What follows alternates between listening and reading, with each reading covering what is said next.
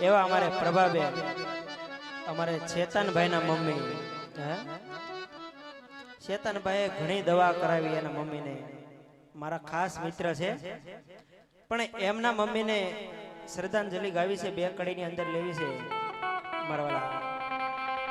પણ એને યાદ કરીને ગવાતું પણ કેવી રીતે ગવાય છે?